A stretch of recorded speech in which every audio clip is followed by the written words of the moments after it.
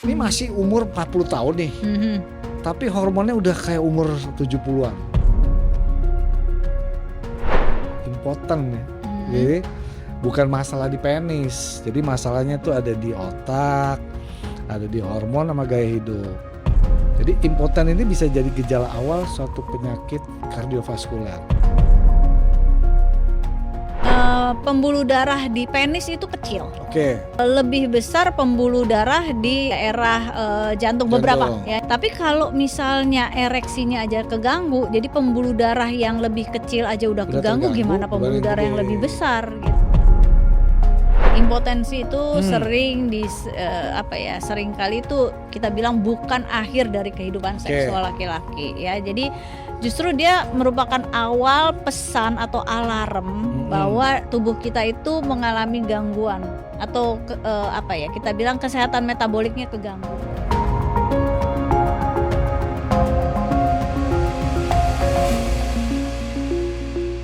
Halo, apa kabar? Kembali lagi di podcast Dr. House Clinic. Kali ini kita mau masuk di Longevity Protocol bersama Dr. Grace. Apa kabar? Baik. Ada yang beda nih, kacamata nggak dipakai? Iya, kacamatanya lagi istirahat dulu. Tapi Oke, jadi gini nih. Ini masih umur 40 tahun nih. Tapi hormonnya udah kayak umur 70-an. Impoten ya. Jadi bukan masalah di penis. Jadi masalahnya tuh ada di otak, ada di hormon sama gaya hidup. Jadi impoten ini bisa jadi gejala awal suatu penyakit kardiovaskuler. Nanti dibahas ya, benar ya? Oke. Dok, banyak pria nih mengira impoten itu hanya dialami pada pria yang masih umur 60 lah atau kadang 70 tahun. Tapi sekarang usia 30-an bahkan di 40-an tuh udah banyak banget tuh yang ngeluh libidonya turun. Sebenarnya apa sih yang terjadi? Oke, ya jadi umur 30-40 udah mulai tuh libidonya pada turun tuh. Libidonya udah mulai turun ya. Oke, sebenarnya yang terjadi ini bukan masalah penuaan, masih pada muda kan. Umurnya masih 30-40, dibilang tua ya belum tua juga gitu kan. Jadi secara umur atau usia kronologis masih muda. Ya, usia kronologis atau orang bilang umur di KTP gitu kan masih muda. Tapi kronologis. Itu kronologis. Tapi usia biologisnya ya itu kita bilang lebih tua daripada usia kronologis atau usia KTP-nya. Kenapa? Paling sering karena gaya hidup, ya kan. Jadi kayak misalnya lifestyle yang jelek tuh mulai dari pola makan, pola tidur terutama gitu kan. Terus adanya faktor-faktor tambahan seperti stres gitu, ya kan.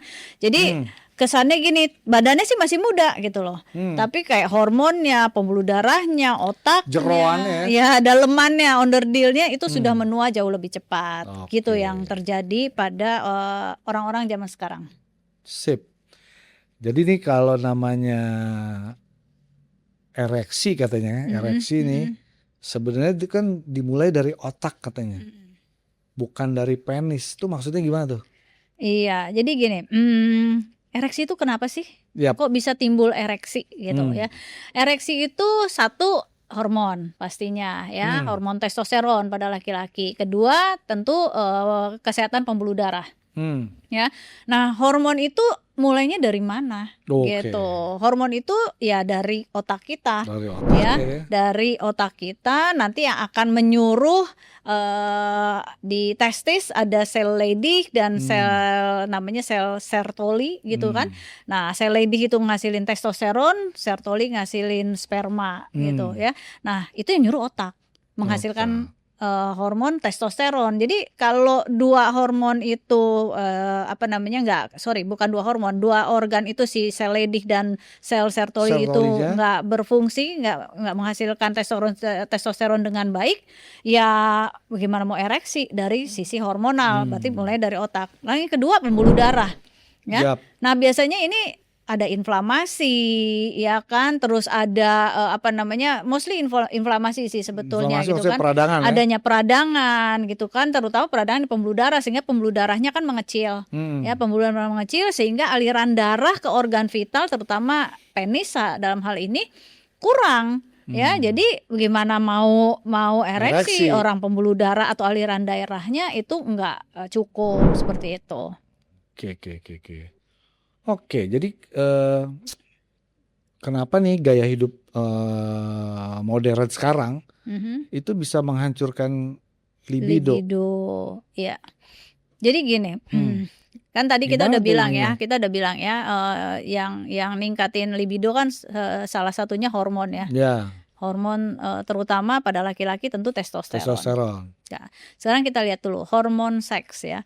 Hormon seks dan satunya lagi lawannya hormon stres. Oke, kita ngomongin gaya hidup tadi. Kenapa kok gaya hidup atau lifestyle yang jelek ngancurin libido ya? Gaya hidup yang kayak gimana nih yang ngancurin libido? Gaya hidup yang full of stress sih sebetulnya. Ya. Stres itu bukan cuma sekedar pikiran ya.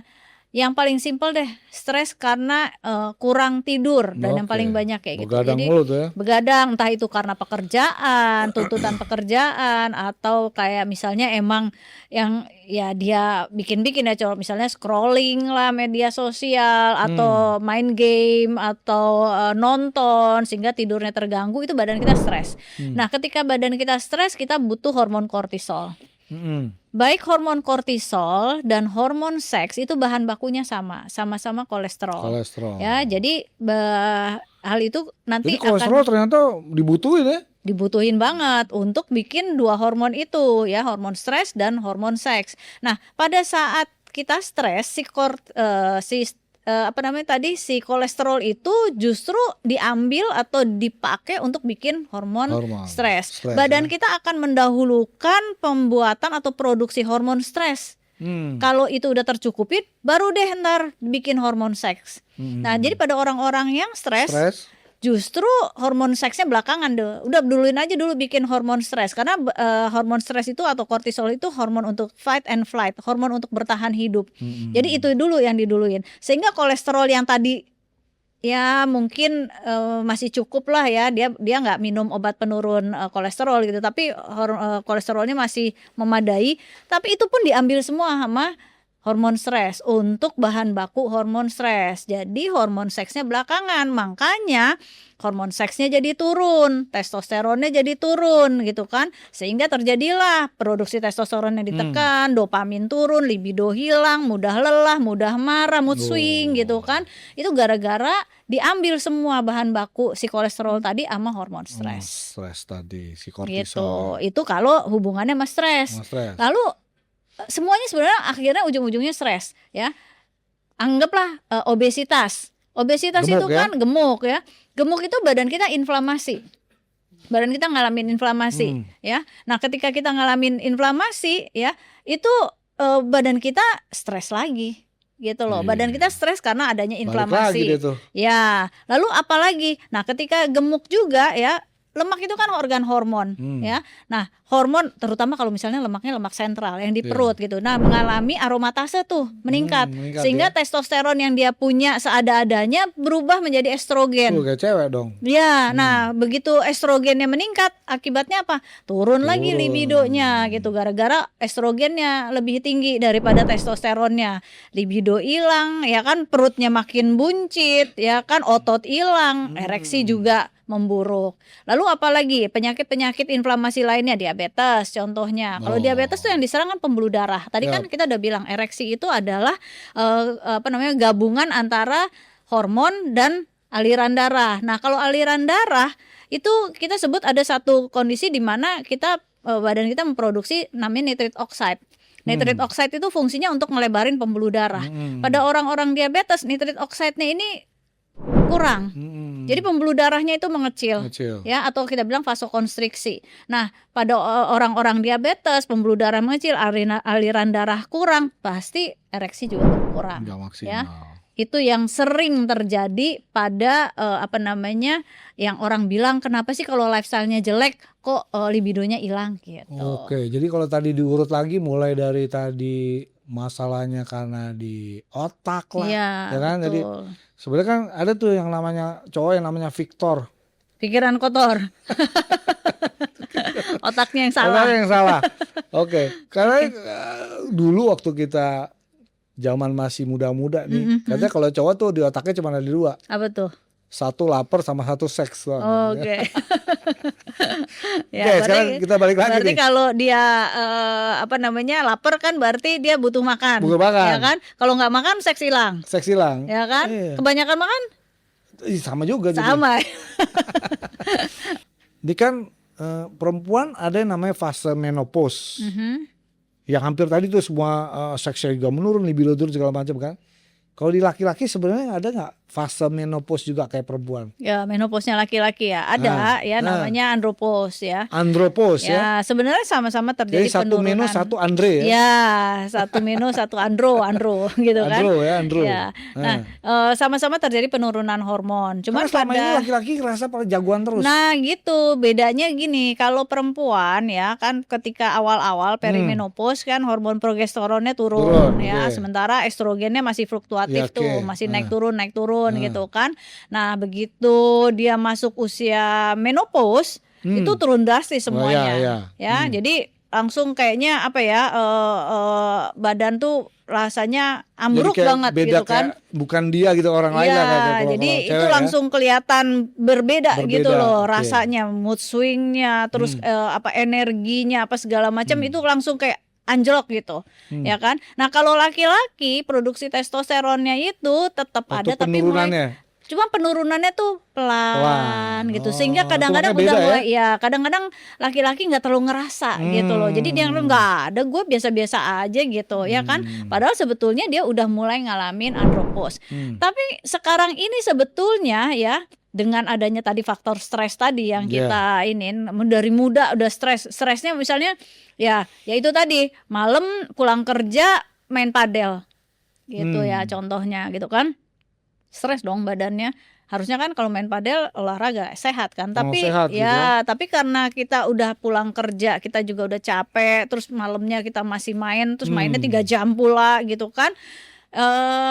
Akibatnya badan kita ngalamin stres padahal dia masih muda. Nah, itu kan hormon seksnya dari muda udah dicolong gitu loh, dipakai untuk bikin hormon stres. Nah, sekarang walaupun tadi secara teori laki-laki itu hormon seksnya turunnya pelan-pelan sampai nggak berasa kalau dia ada andropause gitu. Nah, mungkin aja sekarang karena gaya hidup yang jelek banget, turunnya testosteron itu cepat. Banyak juga sekarang laki-laki umur 46, 47, 50 datang dengan udah mulai mood swing kayak orang menopause gitu loh. Jadi mood swing banget gitu kan. Baperan, terus udah baperan banget, terus energinya juga hilang, badannya sakit semua, tidurnya mulai keganggu. Jadi benar-benar kayak orang menopause ada. Nggak fokus lah ya. Betul ya. Oke, jadi tadi tuh cowok-cowok tuh jangan rasa jagoan aja. Ternyata ada yang namanya andropause. Kenapa dibilang andropause? Oke, kenapa disebut andropause ya kan? Sebenarnya gini, kalau dalam dunia kedokteran ya istilahnya tuh sebetulnya dia late onset hypogonadism ya. Jadi atau kadang-kadang atau hipogonadism atau kita bilangnya hipogonad sekunder gitu ya, testosteron deficiency syndrome ya gitu. Banyak lah namanya gitu kan. Artinya kan kita harus membedakan hipogonad primer dan hipogonad sekunder. Jadi kalau andropause itu hipogonad sekunder. Jadi late onset, belakangan munculnya gitu ya kan. Artinya tuh produksi testosteronnya itu udah mulai tidak mencukupi kebutuhan lagi. Jadi udah mulai berkurang sehingga mulailah timbul keluhan klinis. Nah, itu yang kadang-kadang udah kita sebut sebagai andropause. Keluhannya tuh misalnya ya itu tadi energi hilang, brain fog, nggak fokus, perut buncit gitu. Jadi sebenarnya kalau kita ketemu pasien datang dengan keluhan seperti itu, nah kita lihat dulu apa nih keluhannya nih. Keluhannya tuh ke arah sana nggak? Periksa labnya gitu. Kita cari nih ada faktor stresnya enggak, apa sih yang melatar belakangi keluhan dia gitu ya. Jangan terus tiba-tiba wah nih suntik testosteron nih, ya bukan begitu juga gitu ya. Jadi harus digali dulu. Oke, jadi itu ya tadi kenapa dibilang andropause ya. Iya betul ya. Oke, jadi tadi udah nih gejalanya disebutin, yang libidonya turun lah, sulit konsentrasi, perutnya buncit, mood swing juga. Mood swing paling banyak sekarang tuh mood swing. Tuh khas juga kali ya kalau misalnya di grup WA bapak-bapak tiba-tiba baperan. tiba-tiba ada yang left langsung group. left dari grup. Ya kan, ya nyenggol orang mau disenggol nggak mau, gitu ya kan. Gini, ntar kalau di grup WA ada bapak-bapak yang baper langsung bilang andropos nih kayaknya. Andropos itu low testosteron nih. Ya gitu, ya kan. Oke, jadi berarti bukan juga hanya cuman gairah seksual doang yang berubah ya? Iya, benar ya. Jadi gimana? Jadi sebenarnya gini, testosteron itu kita bilangnya buat laki-laki itu untuk well-being dia, ya, untuk kesehatannya laki-laki ya salah satunya testosteron ya, di antara sekian banyak tapi mayoritas ya atau kita bilang majornya ya itu testosteron ya. Jadi testosteron itu hormon yang mempengaruhi hampir di seluruh sistem tubuh pada laki-laki ya. Jadi kalau testosteronnya turun, yang kelihatan nggak cuman seksualnya aja pasti ya, kelihatan juga. Kita udah bilang tadi energinya mulai low, mager, metabolismenya juga melambat gitu kan. Jadi makan dikit udah gemuk gitu kan, terutama daerah perut gitu kan. Pokoknya kalau ngelihat cowok perutnya buncit, wah udah low testosteron deh kalau kayak gitu kan. Nah terus semua tuh mood swing ya kan. Tadi kita juga udah bilang ya kan. Terus ada lagi apa, pembuluh darah ya. Kalau ngomongin pembuluh darah artinya semua organ kena, terutama jantung dan otak gitu ya. Jadi kalau ngomong testosteron ingat enggak cuman buat seks. Dia adalah master hormon buat bisa dibilang gitu ya. Betul. Master hormonnya si cowok nih. Iya benar. Oke. Kita tadi kan disebutin tuh awal saya sempat bilang ternyata kalau salah satu petunjuk nih cowok nih tiba-tiba mau kena serangan jantung, katanya ada gangguan libido dulu sebelumnya. Itu gimana tuh? Ya, jadi hubungannya gimana tuh bisa seperti itu kan? Jadi sebenarnya gini, pembuluh darah di penis itu kecil. Ya. Lebih besar pembuluh darah di daerah jantung beberapa ya yang besar ya, ada yang kecil juga di jantung gitu kan. Tapi kalau misalnya ereksinya aja keganggu, jadi pembuluh darah yang lebih kecil aja udah keganggu, gimana pembuluh darah yang lebih besar gitu di jantungnya. Nah jadi kadang-kadang itu menjadikan salah satu tanda atau sign gitu kan, hati-hati organ lain gitu kan, organ ini udah keganggu karena pembuluh darahnya lebih kecil kan. Nah kita harus pikirin organ-organ yang pembuluh darahnya lebih besar daripada penis gitu ya kan. Apakah dapat aliran darah yang cukup apa enggak, yang kecil aja nggak cukup gimana yang besar gitu ya kan. Jadi artinya kalau tiba-tiba bisa nggak jadi patokan? Biasanya kan kalau bangun pagi nih kalau cowok nih dia ereksi, nanti tiba-tiba nih kok jadi gak pernah ereksi lagi. Terus juga ya itu tadi libidonya turun banget, nggak ada hasrat untuk artinya melakukan hubungan seksual. Itu juga mulai harus waspada ya, takut nanti pembuluh darah besarnya yang bisa terganggu. Salah satunya di jantung ya. Jadi bisa buat jadi kesana jadi alarm itu ininya ya, hubungannya ya. Oke tuh. Jadi hati-hati ya. Jadi jangan dianggap sepele tuh yang namanya nggak bisa ereksi ya. Iya. Oke, katanya kan tadi nih otak adalah organ seks terbesar. Maksudnya gimana tuh? Kok di otak nih organ seksnya? Kayak bukan si Victor tadi ya? Iya. Ya, jadi gini, ntar otak isinya pikirannya seks doang gitu kan. Antara seks sama lapar doang. Iya gitu. Jadi gini, di otak itu kan ada neurotransmitter ya yang sangat penting ya. Kita bilangnya dopamin, hormon untuk memotivasi ya. Jadi kalau itu turun ya libidonya turun. Ya, jadi kita lihat dopaminnya gimana. Lalu ada lagi nih di otak juga ada. Sebenarnya ada satu si neurotransmitter ini ya. Neurotransmitter. Jadi tadi dopamin ya. Yang kedua serotonin. Ya. Serotonin tadi sebenarnya banyaknya serotonin itu diproduksi ya main ininya ya, main productionnya itu di pencernaan ya. Nah kalau serotoninnya berlebihan dia menekan libido juga. Jadi kayak obat-obat antidepresan yang targetnya untuk meningkatkan serotonin itu efek sampingnya kadang-kadang menyebabkan gangguan seksual. Ya jadi ada tadi dopamin, ada serotonin, sekarang ada oksitosin ya. Itu oksitosin. Ya itu sama tuh ya, ini juga di otak juga ya kan. Nah dia itu oksitosin tuh kita bilangnya the love hormone. Wih. Ya, the love hormon yang bikin kita kayaknya pengen disayang, bonding gitu. Hormon cinta ya. Ya, jadi lebih intimate ya. Terus kita misalnya buat kepuasan seksual gitu. Nah, itu adanya di brain gitu ya. Nah, itu makanya dibilang kadang-kadang otak atau brain kita adalah organ seksual ya, karena sih hormon-hormon itu tadi gitu.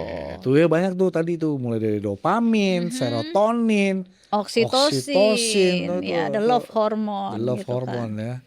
Oke, Dok, jadi apa hubungannya sebenarnya ereksi itu dengan yang umur panjang? Oke, kan tadi kita udah sempat bahas ya, kalau misalnya ereksi itu atau impotensi itu bisa jadi sign atau tanda alarm bahwa ada gangguannya aliran darah di tubuh kita ya, di organ yang kecil aja udah keganggu gitu kan, gimana kalau nanti di organ-organ lainnya yang besar-besar. Jadi artinya gini, ketika kita udah mulai kelihatan muncul gejala disfungsi ereksi, ya kan? Nah, kita udah mulai hati-hati nih. Nih nanti gimana nih dengan jantung saya? Gimana dengan otak saya? Gitu. Jadi ini benar-benar pertanda di awal gitu. Jadi kadang-kadang gangguan ereksi itu munculnya 3 sampai 5 tahun lah sebelum nanti ada penyakit jantung atau ada stroke dan lain-lain. Jadi kalau artinya benar-benar penting. Jadi orang-orang kadang udahlah udah tua ya. Jadi kadang-kadang orang nganggep ya udahlah cuman ereksi doang gitu kan, masalah ereksi aja ribut amat gitu kan. Ternyata setelah kita tahu ya itu penting ya. Bukan enggak ereksi doang, enggak begitu. Jadi enggak ereksi itu adalah sesuatu yang harus kita waspadain. Oke, sip tuh. Jadi udah lengkap tuh semua tuh tadi. Gimana ternyata turunnya libido, gangguan disfungsi ereksi itu jadi benar-benar bisa jadi sinyal ya, bisa mempengaruhi ke organ-organ yang lebih vital. Benar, ya. Kita langsung sekarang yang lagi hype lagi nih, yang peran peptide ada nggak di sini nih? Oke, peran peptide buat kondisi seperti ini gitu ya. Ya, jadi sebenarnya gini, sebelum kita lompat ke peptide ya. Sebetulnya ketika kita menemukan mulai tadi gangguan atau kita bilangnya disfungsi ereksi atau gangguan-gangguan belum disfungsi ereksi tapi udah mulai perut buncit, mood berantakan, energi hilang ya. Itu sebenarnya sebaiknya kita mulai cek lah ya, cek hormon ya. Kita cek dulu hormonnya gitu kan. Ini kita bahas sebelum nanti kenapa kok peptide gitu kan. Kita cek hormon. Nah sebelum kita kemana-mana kita perbaikin dulu lah hormonnya. Tetap hormonnya dulu ya. Harus hormon dulu. Bukan ujuk-ujuk peptide. Nggak bisa tiba-tiba. Aduh kayaknya gue testosteron gue udah umur nih mulai kurang. Ada peptide-nya nggak ya buat naikin ini testosteron? Nggak begitu ya. Jadi tetap sebenarnya hormonnya dulu. Gold standarnya diperbaiki hormon. Cuman memang gini, ketika kita memperbaiki hormon ya, kadang-kadang orang berpikir disuntik nih pakai testosteron atau TRT gitu kan. Pada orang-orang awam berpikir di 1 kali disuntik testosteron sembuh. Enggak begitu ya. Jadi kita suntik testosteron itu sebenarnya menambah hormon dari luar. Menambah hormon. Begitu hormonnya nggak ditambah ya turun lagi. Ya kan, sehingga biasanya saya akan ngomong apa adanya di depan. Kalau kita suntik testosteron dan pasien nanya berapa kali dok saya suntik testosteron, sampai kapan saya suntik testosteron, seumur hidup. Seumur hidup suntik testosteron. Cuman mungkin nanti lama-lama karena udah mulai terpenuhin suntik testosteronnya nggak seintens di awal gitu. Karena kan kita tambah dulu, yang kurang kita tambah dulu. Nah tinggal di maintain aja. Tapi nanti namanya juga umur ya, turun lagi. Begitu turun nanti kita tambah lagi. Jadi itu maksudnya seperti itu gitu kan. Nah jadi bisa nggak produksi testosteron yang udah menurun ini ya setelah diperiksa gitu kan, baru ntar kita mikir ada nggak peptide yang bisa bantuin? Apa cuman suntik testosteron doang? Sebenarnya saat ini ada beberapa peptide yang bisa bantuin peningkatan produksi testosteron. Tapi kapan masuk peptide-nya itu krusial. Ya, jadi nggak bisa terus tiba-tiba let's say pasien datang umur 60 gitu, saya mau pakai peptide, nggak bisa. ya. Karena peptide, contoh salah satu peptide yang bisa bantuin produksi testosteron, kita bilangnya kispeptin. Ya, kispeptin itu meningkatkan LH dan FSH, ya kan?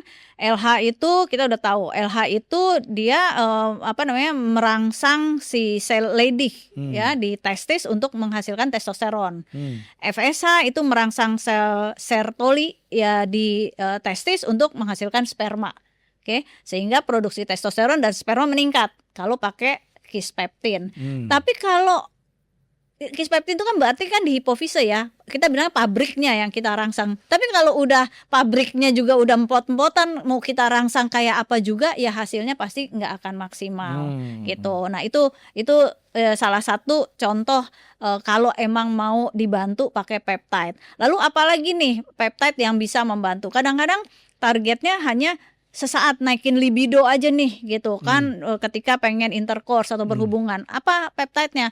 Kita bilangnya PT141 gitu ya. Ada tuh peptide yang kalau orang aduh nggak mau deh pakai Viagra, ngeri gitu ya. Ada nggak yang natural gitu? Ya ada peptide ya PT141 itu kayak kita pakai Viagra gitu ya. Jadi naik tuh libido, ereksi membaik. PT141 gitu kan. Tapi again ya, kembali lagi kalau kita pakai peptide yang seperti ini nggak bisa sembarangan juga gitu, pasti selalu ada efek samping. Dan pasien juga harus kita kasih tahu abis disuntikin PT141 rasanya gimana nih gitu, apa yang terjadi gitu ya kan. Nah itu sebenarnya dua peptide yang lumayan signifikan untuk membantu dari sisi kita bilang libido dan produksi sperma. Dan nggak hanya sperma, testosteron juga gitu ya. Tapi banyak juga peptide-peptide yang bisa membantu performa, tapi ini mainnya bukan bantuin peningkatan testosteron, tapi lebih ke well-being ya, kayak misalnya CGC, pamorelin. Orang-orang yang udah testosteronnya rendah kadang-kadang misalnya kita bantu karena dia nggak mau suntik kan, nggak mau suntik testosteron terus-terusan gitu kan, maunya pakai peptide aja. Bisa nggak testonya dinaikin natural ya? Misalnya kita kasih ya let's say misalnya clomipen citrat atau kita kasih enclomipen gitu kan. Nah terus baru ntar masuk misalnya CGC, pamorelin untuk naikin growth hormonnya itu simultan, jadi testosteronnya naik, terus growth hormonnya juga naik gitu kan. Keluhan energi pada laki-laki yang yang udah ngalamin low testosteron bisa kita bantu juga pakai peptide yang namanya MOTS atau 5 amino 1 MQ gitu kan. Banyak gitu kan peptide-peptide yang bisa membantu kualitas hidup laki-laki yang tadi kita bilang andropos. Tapi semuanya itu tetap major thing-nya yang harus diperbaikin duluan testosteronnya, hormonnya ya. Gitu. Oke, jadi emang bukan ujuk-ujuk main langsung peptide ya? Iya betul. Jadi tetap gold standarnya diperbaiki adalah hormonnya. Oke, jadi kalau kita mau terapi dengan testosteron nih, sebaiknya apa sih yang perlu harus dicek laboratoriumnya nih sebelumnya kita mau TRT nih, apa yang perlu yang minimal yang harus diperiksa apa? Ya sebenarnya sih idealnya sih kita periksanya lengkap ya. Ya kita periksa total testosteron ya, free testosteron, LH, FSH, sex hormone binding globulin. Ini kita ngomong ideal ya. Ideal. Periksa estradiol, prolaktin gitu ya.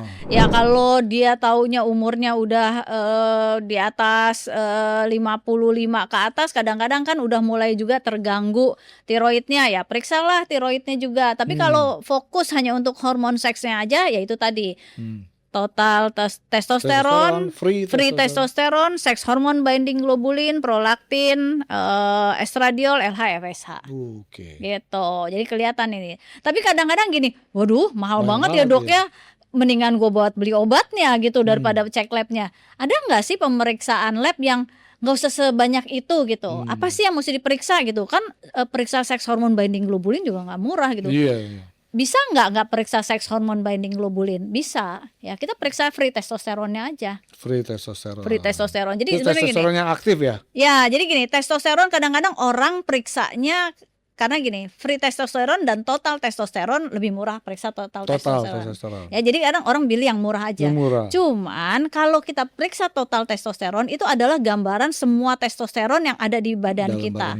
Bukan testosteron yang kita pakai. Jadi semuanya. Nah masalahnya kalau ngomong semuanya, ada testosteron yang terikat dengan protein. Nah terpaksa kita periksa proteinnya. Jadi gini, dari 100% total testosteron itu 60%-nya terikat dengan globulin. Ya, jadi kita harus periksa sex hormone binding globulin. 38%-nya terikat sama albumin. Nah, kalau ikatan dengan albumin ini agak ikatannya enggak sekuat dengan globulin, jadi agak rapuh. Jadi kalau misalnya terikat dengan globulin, si total testosteron itu sama sekali enggak berguna itu. Enggak bekerja. Jadi yang mau kita cari, yang mau kita nilai adalah testosteron yang berguna buat badan kita, yang kita pakai, yang aktif. Itu free testosteron. Jadi kalau mau hemat, periksanya free testosteron aja, jangan total testosteron gitu. Karena begitu kita periksa total testosteron, mau nggak mau kita periksa sex hormone binding globulin yang mahal juga gitu. Jadi total testosteronnya murah, tapi sex hormone binding globulinnya mahal, sama aja bohong. Mendingan periksa free testosteron sekalian gitu. Ya. Jadi itu ya. Jadi emang nggak bisa sembarangan main langsung aja mau terapi suntik testosteron. Jadi yang idealnya adalah diperiksa dulu secara benar dalam darah badannya gimana nih. Tadi tuh free testosteron lah, total testosteron. Tapi kalau mau gampang ya yang free minimal testosteron aja. Free testosteron yang harus diperiksa. Kalau masih umur mungkin 40, markernya juga kali ya.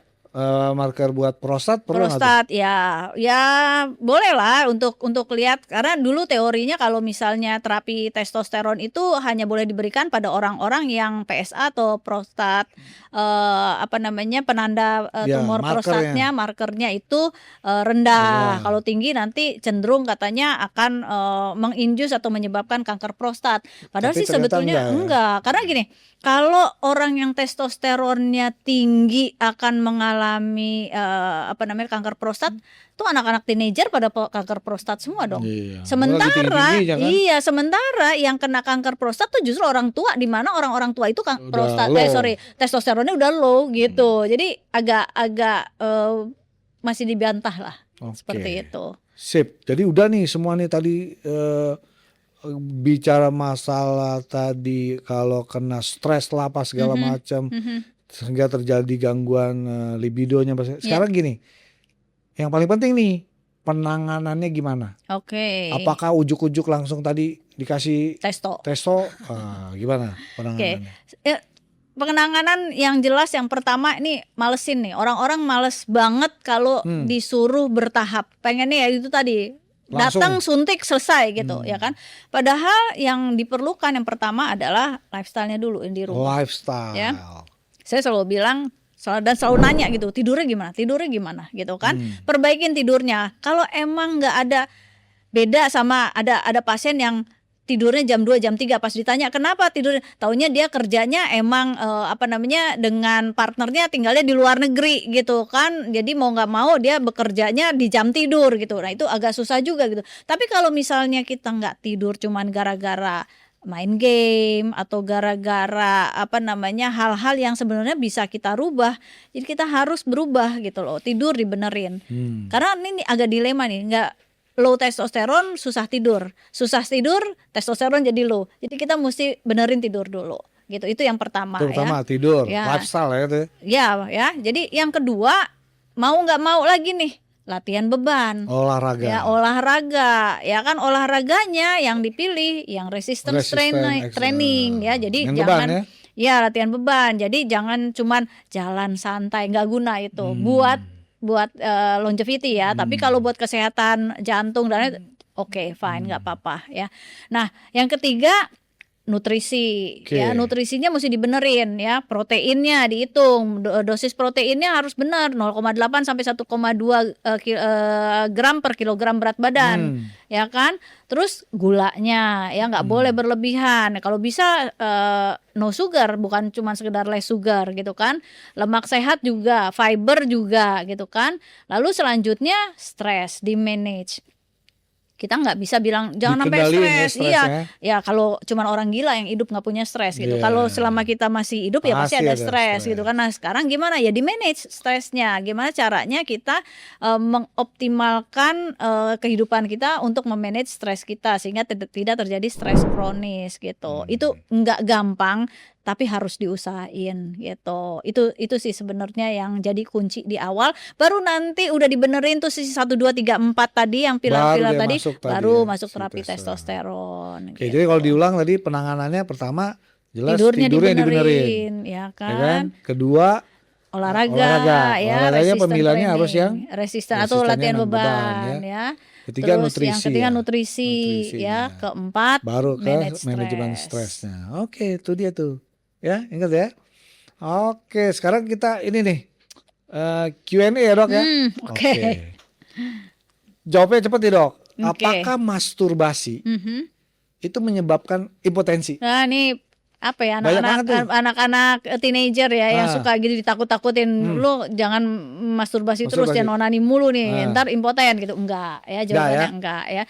Jadi masturbasi itu normal, umumnya enggak menyebabkan impotensi ya. Namun kalau disertain baru nih, kadang-kadang dia pemicunya dia masturbasi apa? Nonton pornografi gitu. Nah itu kalau berlebihan baru ya kita bilangnya mengganggu apa ya, respon seksual ya terhadap pasangan. Jadi dia lebih edik nonton pornografinya dari berhubungan seksualnya itu sendiri nanti gitu. Ya kan. Oke, berikutnya dok.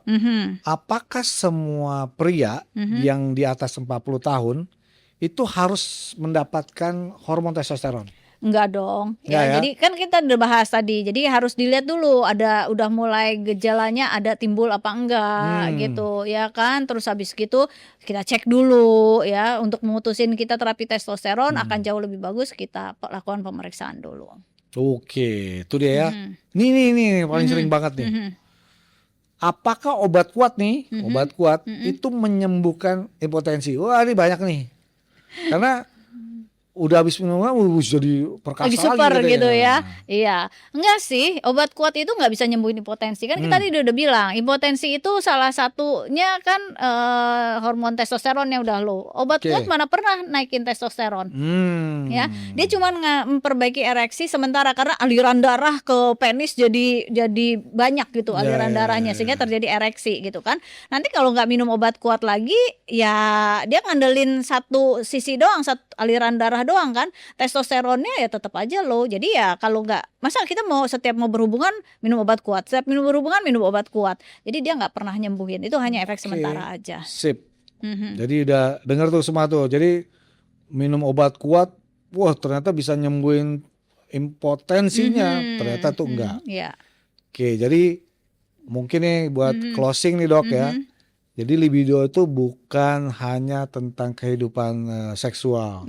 Jadi libido itu kalau tadi dokter bilang adalah cerminan mulai dari kesehatan di otak, kemudian di hormon, kemudian kesehatan di metabolismenya, pembuluh darah, dan kualitas hidup nih secara keseluruhan. Jadi ketika seorang laki-laki nih kehilangan gairah tanpa sebab yang jelas, jangan hanya mencari obat kuat. Jadi harus cari tahu apa yang sedang dikatakan tubuhnya gitu. Mungkin dari dokter ada pesan terakhir? Oke, jadi gini, impotensi itu sering sering kali itu kita bilang bukan akhir dari kehidupan seksual laki-laki ya. Jadi justru dia merupakan awal pesan atau alarm bahwa tubuh kita itu mengalami gangguan atau kita bilang kesehatan metaboliknya keganggu ya. Terus apalagi yang keganggu, hormonnya keganggu. Nanti kalau seperti tadi kita udah bilang, ereksi aja nggak bisa, pembuluh darah yang kecil apalagi yang gede, berarti apa, kardiovaskulernya juga jantung ya keganggu. Jadi kita begitu libido turun atau orang bilang impoten, mulai deh kita waspada, itu adalah alarm. Mulai nih kita ngerubah gaya hidup, kita evaluasi nih, periksa, check up yang benar ya kan. Habis gitu ntar kalau dari hasil labnya udah ditemuin ada gangguan segala macam, kita terapi yang benar ya. Jadi kita terapi berbasis bukti atau evidence base ya. Terus kalau bisa gitu kan, banyak pria kan yang memperbaiki fungsi seksual sekaligus meningkatkan kualitas hidup. Nah itu yang mau kita targetin. Jadi kita bilang kita menua dengan sehat. Jadi healthy longevity. Jadi itu sih sebenarnya targetnya kalau kita ngomongin testosteron gitu. Dan again aku ulang sekali lagi, bener, stres itu mencuri kesehatan seksual pada laki-laki. Oke. Siap, mudah-mudahan bermanfaat. Terima kasih semuanya. Lebih dari kurang nanti kalau ada yang mau nanya atau mau ada ide kita mau bahas apa silakan. Sekali lagi terima kasih. Wassalamualaikum warahmatullahi wabarakatuh. Sampai jumpa.